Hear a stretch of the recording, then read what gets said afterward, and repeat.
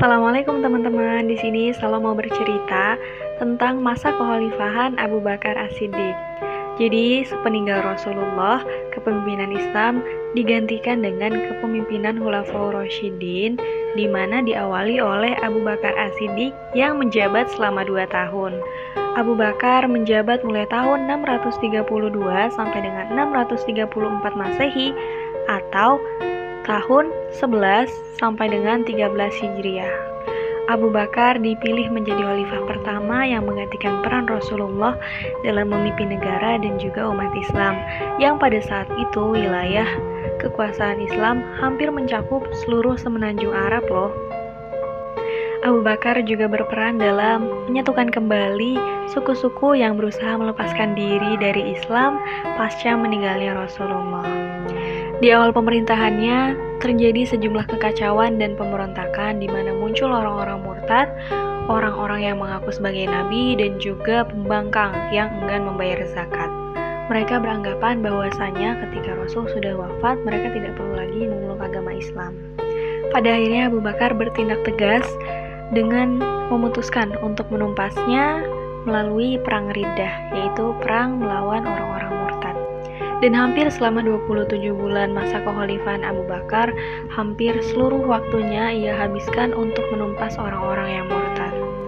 Dan yang harus kita garis bawahi bahwasanya perang ini dilakukan bukan karena memerangi keyakinan, akan tetapi karena mereka melakukan pembangkangan politik dan tidak mau tunduk terhadap kekuasaan Islam pada saat itu. Abu Bakar memberikan perhatian yang besar pada urusan kaum muslimin, di mana prinsip-prinsip keadilan dan pemerataan beliau praktikan dengan meladani Rasulullah SAW.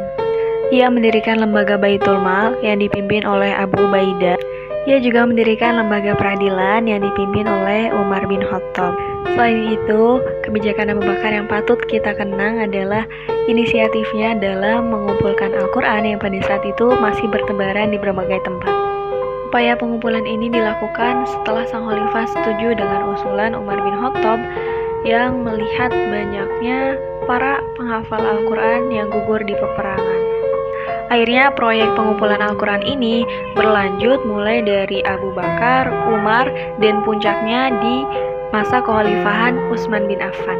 Di akhir kepemimpinannya, Abu Bakar memperluas wilayah kekuasaan dengan cara mengirim tentara keluar.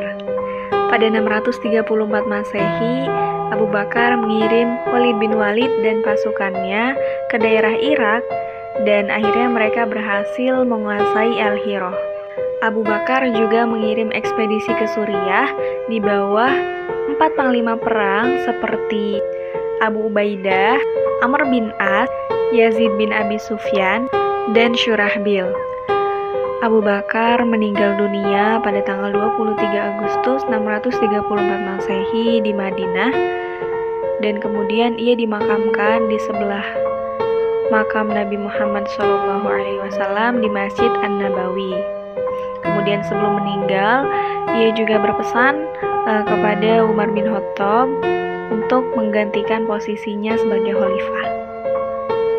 Di era reformasi seperti saat ini, sosok seperti Abu Bakar sangat sulit ditemukan karena tenggelam oleh oknum-oknum penghamba kekuasaan.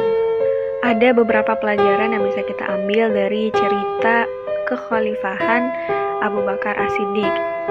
Abu Bakar yang dijuluki As-Siddiq selalu berkata benar, jujur dalam mengemban amanat, dan juga bertanggung jawab terhadap tugas yang telah diberikan.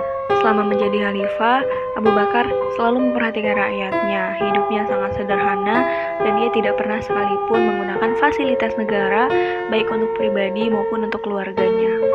Semoga kita semua bisa menjadi pemimpin yang berakhlakul karimah, yang meneladani sifat-sifat Rasul, para sahabat, dan tabi'in dan tabi'at. Untuk itu, saya kira cukup. Semoga bermanfaat. Assalamualaikum.